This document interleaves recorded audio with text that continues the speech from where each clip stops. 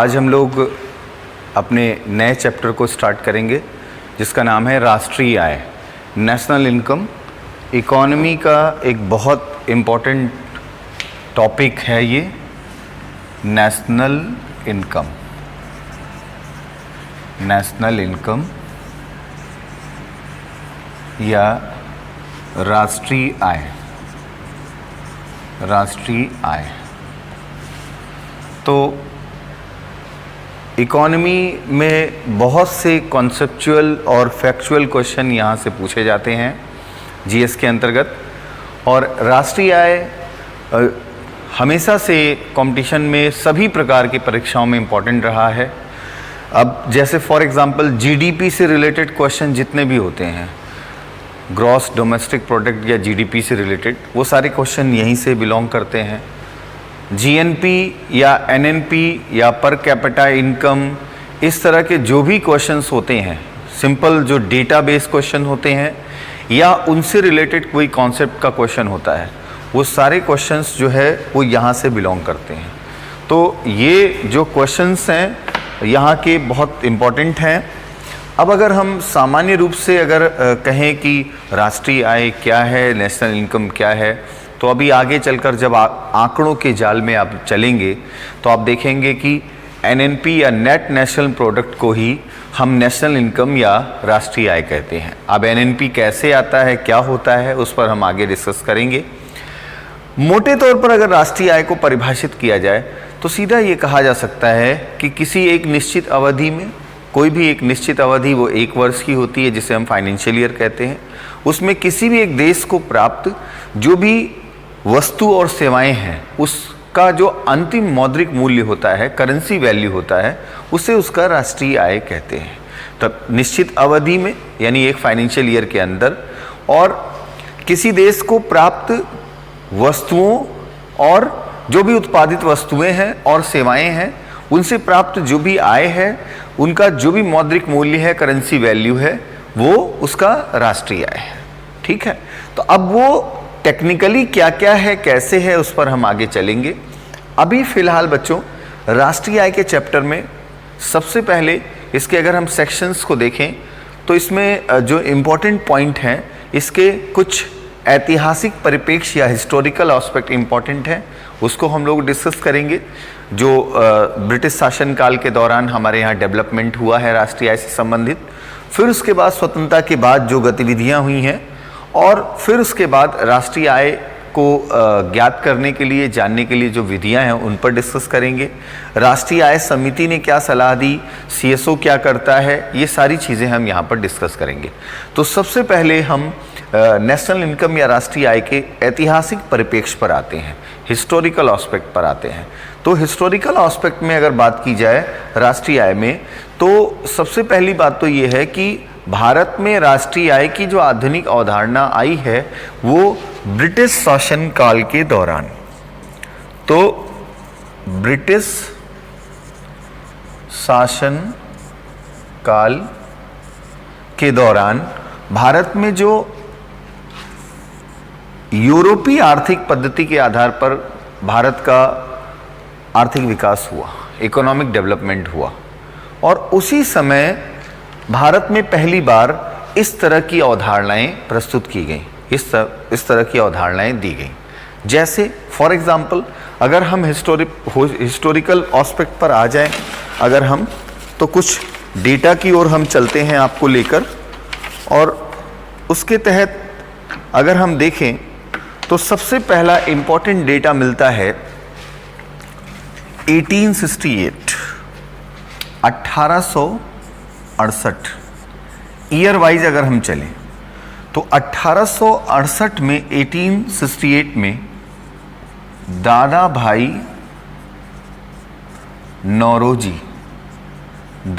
नौरोजी ने अपनी बुक या अपनी पुस्तक poverty and un-British rule in India, poverty and un-British rule in India, ये इनकी बुक थी पुस्तक थी जिसमें इन्होंने सबसे पहली बार भारत की राष्ट्रीय आय का अनुमान व्यक्त किया, अनुमान प्रस्तुत किया। ठीक है, तो सबसे पहली बार अगर हम देखें ब्रिटिश शासन काल के दौरान राष्ट्रीय आय की अवधारणा को दादा भाई नौरोजी ने poverty and un British rule in India नामक अपनी पुस्तक में प्रस्तुत किया।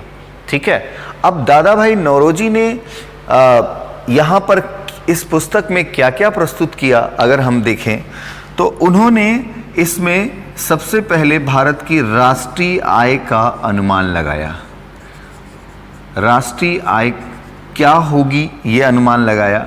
फिर उसके बाद प्रति व्यक्ति आय, उसी बेसिस पर कैपिटा इनकम, प्रति व्यक्ति आय का अनुमान लगाया। और फिर ये कहा कि भारत की जो राष्ट्रीय आय है वो विश्व की कुल आय का लगभग 12% है। बहुत बड़ी बात उस समय उन्होंने ये कही। तो उन्होंने जो राष्ट्रीय आय का अनुमान व्यक्त किया था वो उस समय 340 करोड़ रुपए था, 340 करोड़ रुपए, और प्रति व्यक्ति आय 20 रुपए दादा भाई नौरोजी ने अनुमानित की। और इन्होंने तीसरा इस बुक में कहा कि भारत की राष्ट्रीय आय, नेशनल इनकम, विश्व की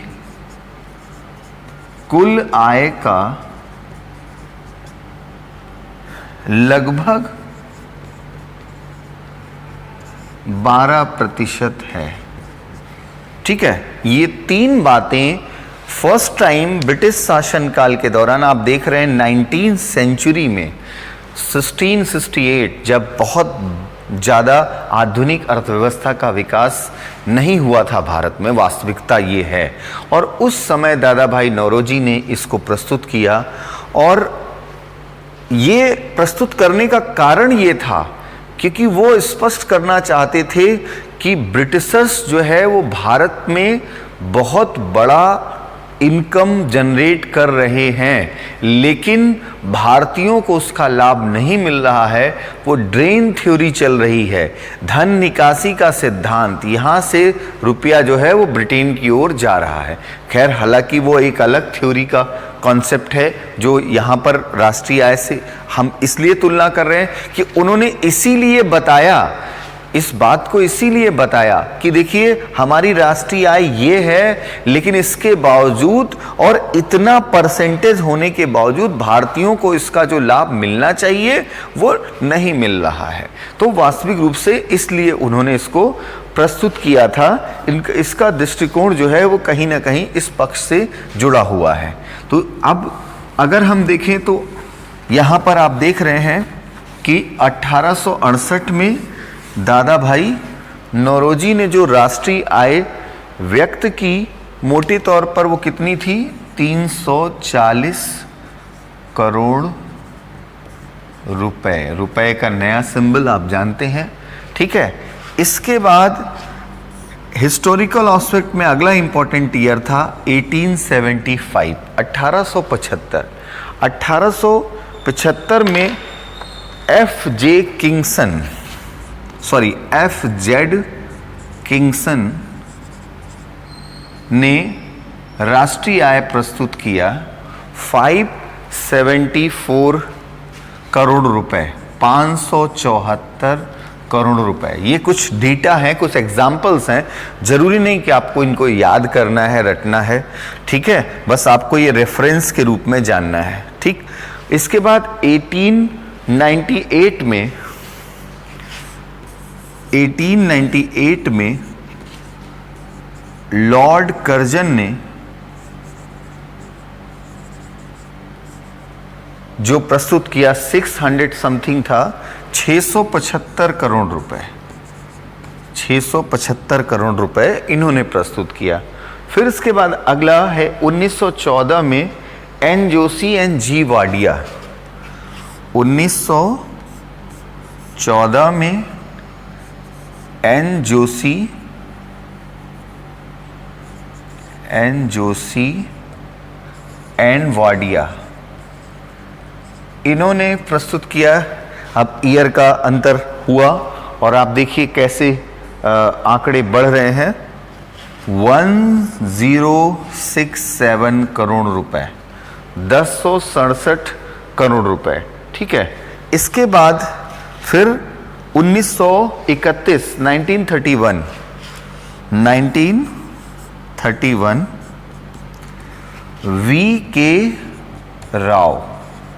वी के राव ने प्रस्तुत किया और इन्होंने बताया 1600 समथिंग है, 1689 करोड़ रुपए, ठीक है। तो ये मुख्य रूप से, इसके बाद भी और भी प्रस्तुत किया गया है, फिडले सिराज ने भी प्रस्तुत किया, बट अभी फिलहाल हम इस पर आ रहे हैं कि आप देखिए पहली बार दादा भाई नौरोजी ने प्रस्तुत किया, उसके बाद ये लगातार ये क्रम चला। पहली बार अगर ये पूछा जाए कि वैज्ञानिक विधि के आधार पर, साइंटिफिक मेथड के आधार पर किसने राष्ट्रीय आय की अवधारणा को प्रस्तुत किया, तो वो थे वी के राव। वी के राव ने फर्स्ट टाइम इकोनॉमी को अलग अलग सेक्टर में बांटकर पूरा एक साइंटिफिक अप्रोच के द्वारा, वैज्ञानिक विधि के द्वारा राष्ट्रीय आय के आंकड़े को प्रस्तुत किया, ठीक है। तो ये हिस्टोरिकल एस्पेक्ट में पहला पक्ष ये आया कि पहली बार भारत में राष्ट्रीय आय की अवधारणा को किस रूप में, कैसे, कितना कितना प्रस्तुत किया गया। अब इसके बाद आफ्टर इंडिपेंडेंट, क्योंकि अभी ऐतिहासिक परिप्रेक्ष्य में ही हम देख रहे हैं, स्वतंत्रता के बाद अगर हम बात करें कि इस क्रम में आगे क्या हुआ, आफ्टर इंडिपेंडेंट क्या क्या चीजें हुई, उस पर आते हैं।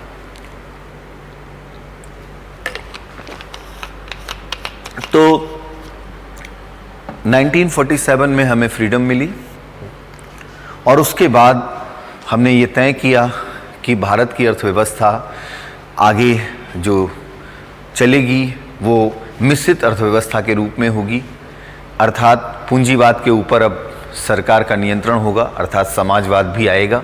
और उसी क्रम में ऐसी नियामक संस्थाओं का या रेगुलेटरी बॉडीज का आना जरूरी था और उसी क्रम में जो है फिर आगे तय हुआ। 1949 में भारत सरकार के द्वारा पीसी महालोविस की अध्यक्षता में एक राष्ट्रीय आय समिति का गठन किया गया। कब किया गया? 8 फरवरी 1949, 1949 को राष्ट्रीय आय समिति, नेशनल इनकम कमेटी, राष्ट्रीय आय समिति, नेशनल इनकम कमेटी का गठन किया गया, जिसके अध्यक्ष कौन थे? पीसी महालोविस। पीसी महालोविस इसके अध्यक्ष थे, ठीक है। तो पीसी महालोविस की अध्यक्षता में राष्ट्रीय आय, भारत की पहली नेशनल इनकम कमेटी गठित की गई, जिसमें अध्यक्ष के अतिरिक्त 3 सदस्य थे। पहला नाम वी के राव, जिन्होंने पहली बार वैज्ञानिक विधि से राष्ट्रीय आय की गणना की थी। दूसरा नाम डी.आर. गाडगिल, ठीक है, डी.आर. गाडगिल अर्थशास्त्री थे जिसमें शामिल हुए। और तीसरा नाम था साइमन कुजनेट्स, साइमन कुजनेट्स, ठीक। तो 8 फरवरी 1951 को राष्ट्रीय आय समिति का गठन पीसी महालोविस की अध्यक्षता में हुआ, जिसके 3 अन्य सदस्य थे, मिस्टर बी के राव, मिस्टर डी.आर. गाडगिल और साइमन कुजनेट, ठीक। इस समिति ने, इस कमेटी ने 1951 में, 1951 में अपनी रिपोर्ट प्रस्तुत की और राष्ट्रीय आय की जो समिति थी, इस समिति द्वारा प्रस्तुत रिपोर्ट, यानी राष्ट्रीय फर्स्ट हमारी जो नेशनल इनकम कमेटी थी, राष्ट्रीय आय समिति की रिपोर्ट, ठीक, कब आई? 1951। अब इसमें क्या क्या चीज़ें आई उस पर आते हैं। सबसे पहले इन्होंने ये सलाह दी कि भारत की राष्ट्रीय आय का आकलन करने के लिए एक सेंट्रल ऑर्गेनाइजेशन या केंद्रीय संगठन गठित किया जाना चाहिए। ठीक है, तो इन्होंने सीएसओ का गठन करने की सलाह दी। सेंट्रल स्टैटिकल ऑर्गेनाइजेशन, अब अगर आपसे पूछा जाए कि केंद्रीय सांख्यिकी संगठन या सेंट्रल स्टैटिकल ऑर्गेनाइजेशन जो है वो किसकी सलाह से गठित हुआ? राष्ट्रीय आय समिति, ठीक है, नेशनल इनकम कमेटी की। दूसरा, आर्थिक क्षेत्रों को विभाजित करना, ठीक है, आर्थिक क्षेत्रों को विभाजित करना। आगे चलकर अब इसी में आर्थिक क्षेत्रों को विभाजित, आगे चलकर आप देखेंगे इसी में आपको दिखेगा आर्थिक क्षेत्र हमारा प्राथमिक, द्वितीयक और तृतीयक। अब क्या क्या है हम ये आपको आगे बताएंगे। तो primary sector, secondary sector, tertiary sector या तृतीयक क्षेत्र, तो आर्थिक क्षेत्र को 3 प्रमुख क्षेत्रों में विभाजित करने की सलाह इस समिति ने दी। तीसरा, आधार वर्ष का निर्धारण किया जाए, एक बेस ईयर का निर्धारण किया जाए, एक आधार वर्ष निर्धारित किया जाए जिसके आधार पर हम अगले वित्तीय वर्ष के विकास की तुलना कर सकें। अभी हम आधार वर्ष पर आएंगे तो आपको बताएंगे। तो आधार वर्ष का निर्धारण किया गया और उससे हम वर्तमान जो फाइनेंशियल ईयर या वित्तीय वर्ष है उसकी तुलना कर सकें, इसके बारे में इसका निर्धारण किया गया। एक आध सलाह और इन्होंने दी थी। हाँ, चौथी सलाह इनकी थी, राष्ट्रीय आय को ज्ञात करने के लिए उत्पाद, आय, व्यय आदि विधियों या मेथड्स का प्रयोग किया जाए। ठीक है, राष्ट्रीय आय को जानने के लिए, ज्ञात करने के लिए उत्पाद, आय और व्यय आदि विधियों का प्रयोग किया जाए। तो अभी हम उस पर भी आएंगे कि कैसे उसका कैलकुलेशन किया जाए, इसकी सलाह राष्ट्रीय आय समिति ने दी। ठीक है, और अब इसी समिति की रिपोर्ट के आधार पर, इसने जो सलाह दी, इस समिति की रिपोर्ट के आधार पर किसका गठन किया गया? राष्ट्रीय आय निर्धारित करने के लिए सीएसओ या केंद्रीय सांख्यिकी संगठन का गठन किया गया। ठीक है, तो अब हम बात करते हैं सीएसओ। ठीक है, central statistical organisation, CSO, central statistical organisation, जो अब जो है सेंट्रल स्टैटिकल ऑफिस के रूप में भी है। ठीक है, तो सेंट्रल स्टैटिकल ऑर्गेनाइजेशन या केंद्रीय सांख्यिकी संगठन, अगर हम बात करें इसकी स्थापना, तो 2 मई 1951, ठीक, इसकी स्थापना 2 मई 1951 को हुई। किसकी सलाह के आधार पर? पहली राष्ट्रीय आय समिति की सलाह के आधार पर। हेड ऑफिस कहाँ है इसका? हेड ऑफिस नई दिल्ली। किस मंत्रालय के अधीन वर्तमान में कार्यरत है? सीएसओ वर्तमान में किस मंत्रालय के अधीन कार्यरत है? ठीक है, तो सीएसओ वर्तमान में सांख्यिकी मंत्रालय के अधीन कार्यरत है। ठीक है, जो हमारा राष्ट्रीय सांख्यिकी मंत्रालय है उसके अधीन कार्यरत है इस समय सीएसओ, मिनिस्ट्री ऑफ स्टैटिस्टिक्स। ठीक है, तो इस समय मिनिस्ट्री ऑफ स्टैटिस्टिक्स के अंतर्गत जो है या सांख्यिकी मंत्रालय के अधीन कार्यरत है, जिसके मिनिस्टर कौन है? राव इंद्रजीत सिंह, राव इंद्रजीत सिंह। ठीक है, तो सीएसओ वर्तमान में राष्ट्रीय सांख्यिकी मंत्रालय या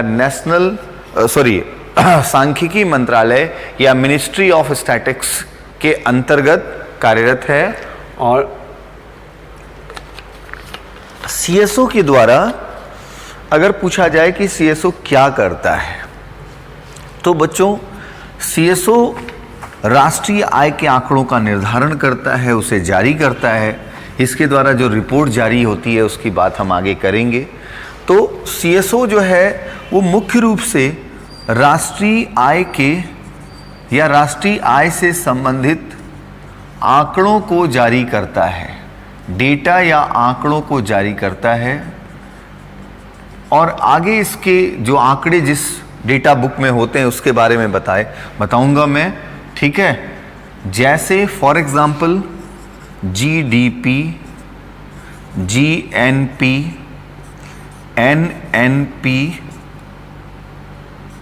पीसीआई। ठीक, ये डेटा जारी करता है। इसके बाद अन्य आर्थिक एवं सामाजिक आंकड़े, other economic and social data, other economic and social data जो है उसको भी सीएसओ जारी करता है। ठीक, तो राष्ट्रीय आय के जो आंकड़े हैं इनको हम लोग आगे चलकर पूरा डिटेल देखेंगे अपने नेक्स्ट लेक्चर में। ठीक है, ये टॉपिक आपका लगभग 2 लेक्चर का है, तो उसमें हम लोग बात करेंगे ग्रॉस डोमेस्टिक प्रोडक्ट, सकल घरेलू उत्पाद, ग्रॉस नेशनल प्रोडक्ट, सकल राष्ट्रीय उत्पाद। ये सब बहुत आसान हो जाएगा आपके लिए। ये जितना टेक्निकल है ना, जीडीपी क्या है, जीडीपी में इसका ग्रोथ रेट, इसका वो सब, आपकी सारी परेशानी जो है वो दूर हो जाएगी। ठीक है, एनएनपी क्या है, नेट नेशनल प्रोडक्ट क्या है, पर कैपिटा इनकम, ये सारी चीजें आपकी क्लियर हो जाएंगी। और कौन से सोशल और इकोनॉमिक डेटा जो है ये जारी करता है उसको भी हम लोग आगे देखेंगे। ठीक है, और हमारे बहुत सारे स्टूडेंट्स इस सेक्शन में आज पोस्टेड हैं, सेंट्रल स्टैटिकल सेक्शन के अंतर्गत, जिसको हम स्टैटिकल ऑफिसर या जो आपकी एक पोस्ट होती है जेएसओ यानी जूनियर स्टैटिकल ऑफिसर। अभी अगर हम देखें सीजीएल का जो रिजल्ट आया है उसमें जो है लिस्ट 1, लिस्ट 2, लिस्ट 3, तो जो लिस्ट 2 है उसके द्वारा कैंडिडेट्स जो है वो इसी डिपार्टमेंट के लिए पोस्ट होते हैं जिसका नाम है जूनियर स्टैटिकल ऑफिसर। ठीक है, और हमें ये बताने में आपको गर्व होता है कि इस डिपार्टमेंट में हमारी दिशा परिवार की सदस्य पंखुड़ी जो है इस समय, पंखुड़ी शुक्ला जो हैं इस समय प्रेजेंट टाइम डिप्टी डायरेक्टर है। ठीक है, जिसने यूपीएससी के द्वारा जो इसका एग्जाम होता है जिसको बोलते हैं आईएसएस, इंडियन स्टैटिकल सर्विसेज। तो सिविल वाले ध्यान से सुने कि आईएसएस, इंडियन स्टैटिकल सर्विसेज, यानी ऑल इंडिया सर्विस जो होती है, आईएएस की तरह जिसका एग्जाम होता है, उस एग्जाम को क्रैक करके पंखुड़ी ने जो है वो इस आईएसएस कैडर को प्राप्त किया था और आफ्टर ट्रेनिंग, आफ्टर पोस्टिंग जो है, प्रेजेंट पोस्टिंग उसकी न्यू दिल्ली में है as a deputy director. As a deputy director बड़ा प्राउड फील होता है।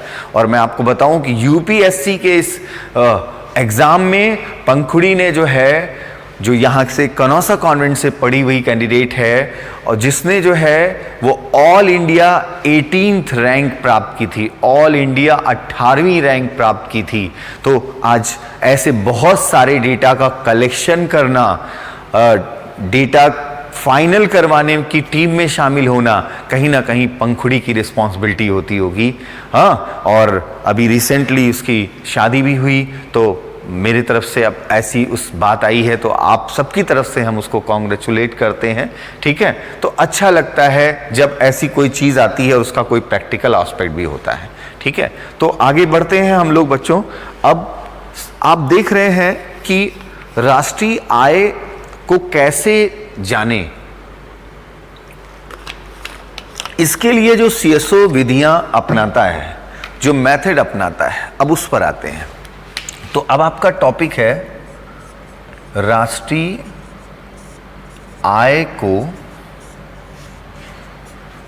ज्ञात करने की विधियां, राष्ट्रीय आय को जानने की या ज्ञात करने की विधियां। ठीक, हम इस पर आते हैं। तो देखिए, राष्ट्रीय आय को जानने की या ज्ञात करने की जो विधियां हैं, उनमें सबसे पहली विधि है उत्पाद गणना विधि।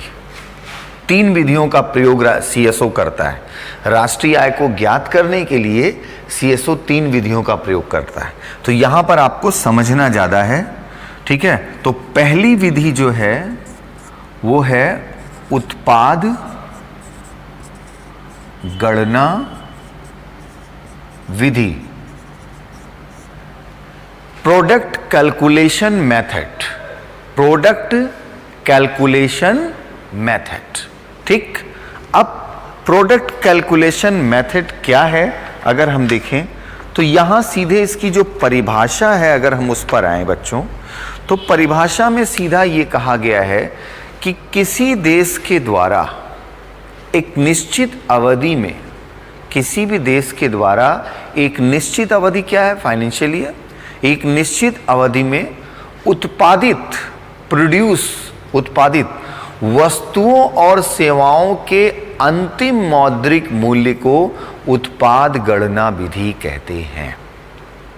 ठीक, किसी भी देश की आर्थिक सीमा के अंदर, किसी भी देश की आर्थिक सीमा के अंदर, इकोनॉमिक जो भी बॉर्डर है उसके अंतर्गत, जानते हैं समुद्र की 200 मील की सीमा और क्षेत्र, तो किसी भी देश की आर्थिक सीमा के अंदर एक निश्चित अवधि में 1 अप्रैल से 31 मार्च, 1 अप्रैल 2020 से 31 मार्च 2021, निश्चित अवधि में उत्पादित अंतिम वस्तुओं, वस्तुओं यानी प्रोडक्ट्स। अब प्रोडक्ट्स जैसे कृषि उत्पाद, एग्रीकल्चर प्रोडक्ट्स, इंडस्ट्रियल प्रोडक्ट्स, तो जो भी प्रोडक्शन हुआ उस प्रोडक्शन एंड सर्विसेज जितनी भी सेवाएं, ट्रांसपोर्टेशन है, एजुकेशन है, तमाम तरह की सेवाएं हैं, होटल एंड टूरिज्म है, तमाम सेवाएं हैं, कम्युनिकेशन सबसे बड़ी सेवा। ठीक है, सेवाओं से प्राप्त अंतिम मौद्रिक मूल्य, करेंसी वैल्यू को क्या कहते हैं, भारत की राष्ट्रीय आय। किसके अकॉर्डिंग टू उत्पादन कैलकुलेशन मेथड। यानी अब आप आगे चलकर देखेंगे जो हमने आर्थिक क्षेत्र बताए कि चाहे एग्रीकल्चर प्रोडक्ट हो, चाहे कोई इंडस्ट्रियल प्रोडक्ट हो, चाहे कोई सर्विस प्रोडक्ट हो, सेवा, वो जो है उससे जो भी करेंसी वैल्यू प्राप्त हो रहा है, वो करेंसी वैल्यू क्या है, वो राष्ट्रीय आय, नेशनल इनकम। तो ये प्रोडक्शन या प्रोडक्ट कैलकुलेशन मेथड है। ठीक, अब दूसरा होता है आय गणना विधि, इनकम कैलकुलेशन मेथड। आय गणना विधि, इनकम कैलकुलेशन मेथड। ठीक, अब इसमें क्या है, एक निश्चित अवधि में, एक निश्चित अवधि हमेशा क्या रखेंगे, एक फाइनेंशियल ईयर 1 अप्रैल से 31 मार्च, एक निश्चित अवधि में जो सिस्टम है यानी देश व्यवस्था को प्राप्त आय या इनकम, ठीक है, उसका जो अंतिम करेंसी वैल्यू है उसे हम क्या कहेंगे, उसे हम राष्ट्रीय आय कहेंगे। एक मान लीजिए कि अब सरकार की इनकम के एक सोर्स नहीं है, अगर कोई पब्लिक सेक्टर यूनिट से सरकार को प्रॉफिट हो रहा है तो वो क्या है, आय है। एनटीपीसी, ओएनजीसी से सरकार को आय प्राप्त हो रही है, ठीक है, तो इनकम होगा। इसी तरह से जितने भी टैक्सेस हैं, जितने भी रेवेन्यू से रिलेटेड जो भी टैक्स और फीस है, ठीक है, चाहे वो जीएसटी हो, इनकम टैक्स हो, कस्टम हो, वो सब कहाँ, आय है। वो कोई उत्पाद नहीं है, वो क्या है, आय है, इनकम है, स्टैम्प वैल्यू है। जो भी जिस तरह का भी रेवेन्यू सरकार को प्राप्त हो रहा, वो एक वित्तीय वर्ष के अंतर्गत वो सब आय है। अभी आज क्या हो रहा है, आज कोरोना काल में उत्पाद कम हो गया, आय कम हो गई। 1,22,000 करोड़ रुपए एक मंथ में सरकार को जीएसटी से प्राप्त होता था। कौन चीज, आय। अभी क्या हो रहा है, अभी 22,000 करोड़ मिल जाए यही बहुत है। तो ऐसे में सोचो आप कि आय कितनी बड़ी तरह से प्रभावित हो गई, ठीक है। तो अब ओवरऑल चाहे जीडीपी हो, चाहे जीएनपी हो, एनएनपी हो, सब क्या हो जाएगा, कम हो जाएगा। ठीक, अब इसके बाद तीसरी विधि है उपभोग गणना विधि। उपभोग गणना विधि, कंजम्पशन कैलकुलेशन मेथड। किसी एक फाइनेंशियल ईयर में, किसी एक निश्चित अवधि में सरकार के द्वारा विभिन्न मदों पर किए गए उपभोग के आधार पर कैलकुलेशन निकालना, कैलकुलेट करना, उसको कहते हैं उपभोग गणना विधि। जैसे भारत सरकार अगर किसान सम्मान निधि योजना चला रही, उस पर इतने करोड़ रुपए, मनरेगा पर इतने हजार करोड़ रुपए, ठीक है। तो इस तरह जो भी योजनाएं या जो भी कार्य कर रही, जो कंजम्पशन हो रहा है, वो कंजम्पशन कैलकुलेशन मेथड के द्वारा हम किसी देश की आय का या राष्ट्रीय आय का अनुमान लगाते हैं। क्योंकि आपके पास जब तक अर्निंग नहीं होगी तब तक आप व्यय कैसे कर रहे हो, तो व्यय के आधार पर भी, यानी उपभोग, अपने खर्च के आधार पर भी आपका कैलकुलेशन, ठीक है। अब जैसे मैं हमेशा ये बताता हूं कि बच्चों, बहुत किसी भी इकोनॉमी को बहुत सामान्य भाषा में आपको समझना है, बहुत ही सामान्य भाषा में। जब मैं अब जीडीपी की तरफ आपको लेके चलूंगा, जीएनपी की तरफ आपको लेके चलूंगा, एनएनपी की तरफ आपको लेके चलूंगा, तो मैं आपको बताऊंगा कि बच्चों बहुत ही सामान्य भाषा में आपको ये सारी चीजें करनी है, बहुत जनरल लैंग्वेज में। जैसे फॉर एग्जाम्पल, अब यहां उत्पाद गणना विधि, आय गणना विधि, उपभोग गणना विधि, किसी एक विधि का प्रयोग नहीं किया जाता राष्ट्रीय आय के लिए। राष्ट्रीय आय के निर्धारण के लिए सीएसओ वर्तमान में इन तीनों विधियों का प्रयोग करता है।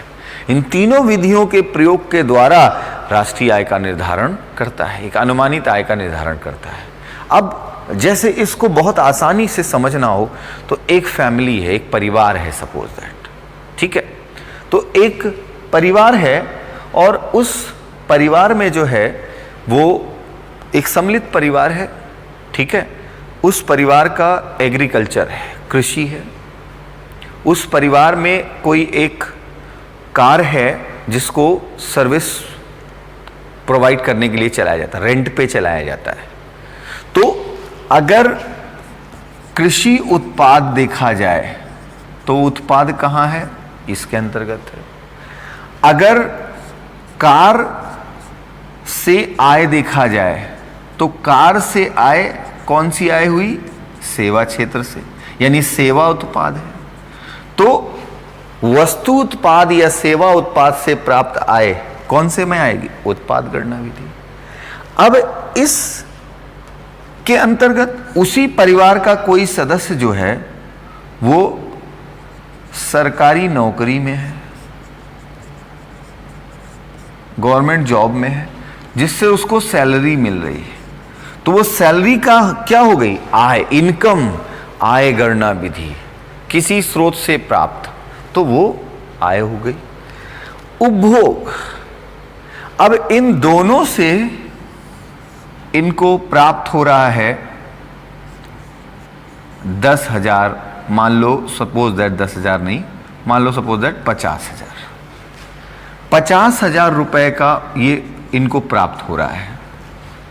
लेकिन अगर ये उपभोग जो है वो महीने में 80,000 से 1 लाख कर रहे हैं, तो इसका मतलब क्या हुआ कि इनकी वास्तविक आय 50,000 नहीं है।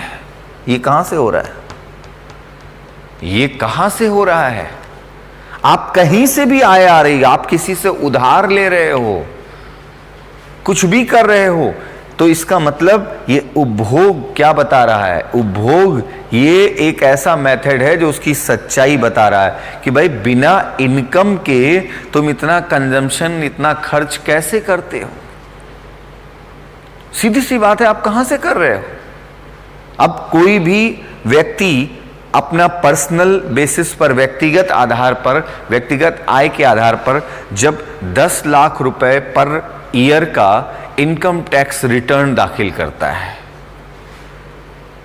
और डिपार्टमेंट देखता है कि अरे यार ये तो 20 लाख का उपभोग कर चुका है साल भर में, तो भाई 20 लाख का आपने कंजम्पशन किया और आप आय प्रदर्शित कर रहे हो 10 लाख, तो ये 10 कहां से आया?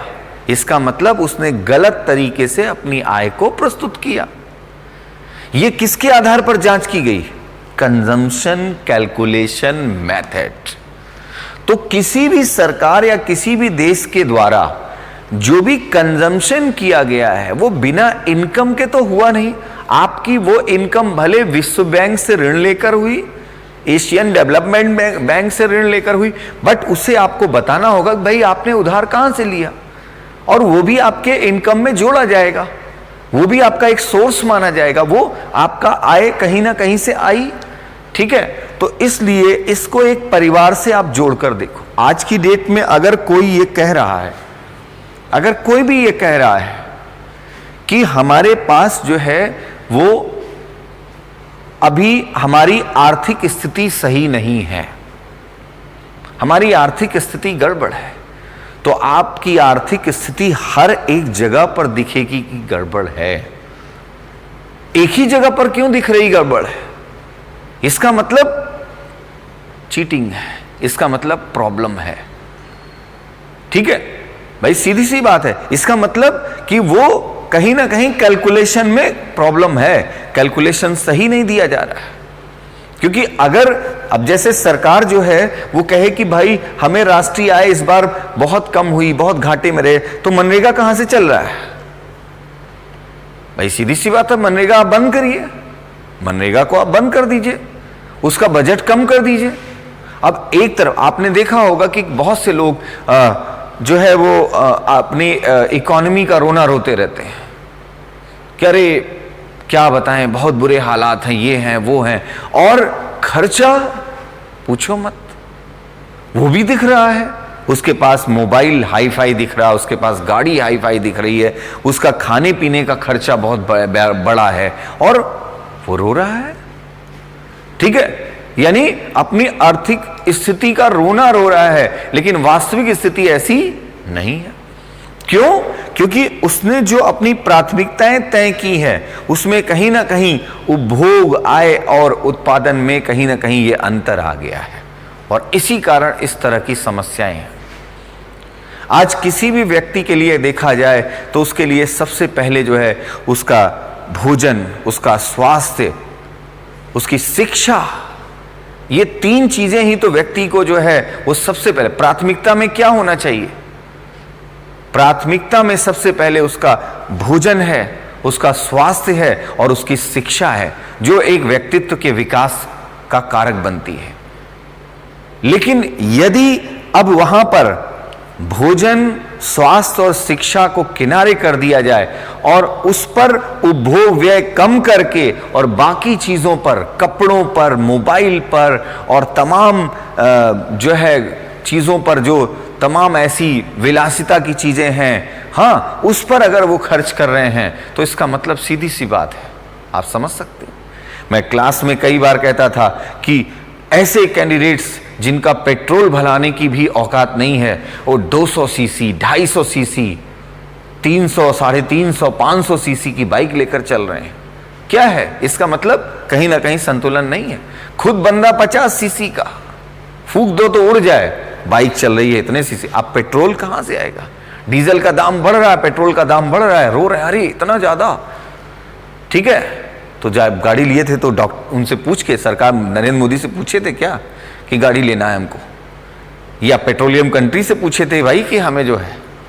तो उसके लिए प्रधानमंत्री जिम्मेदार है कि आप जिम्मेदार हैं? सीधी सी बात है।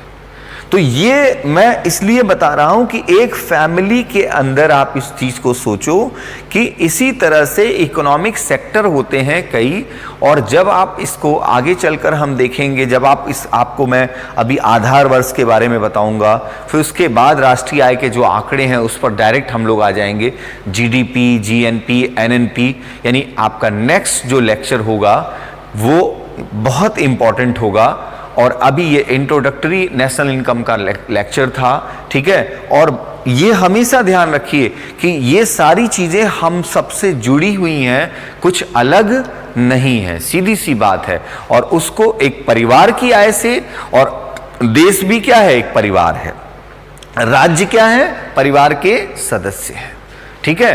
देश में हमारी जैसे अर्थव्यवस्था, कृषि से आय प्राप्त हो रही है, कोई बिजनेस से आय प्राप्त हो रही है, कोई सैलरी से आय प्राप्त हो रही है, तो वैसे ही सरकार को कृषि उपभोग, जो कृषि से उत्पाद आय हुई, उद्योग से उत्पाद आय हुई, तमाम तरह के उत्पाद हुए, ठीक है, वो उससे जुड़े हुए हैं। और कहीं ना कहीं इन सब चीजों का जब कैलकुलेशन होता है उसके आधार पर हम ये आंकड़े जारी करते हैं, ठीक है। यानी हमारा जो संगठन है वो इसको जारी करता है। तो बच्चों, इस टॉपिक के लिए अब आप बिल्कुल प्रिपेयर हो जाइए।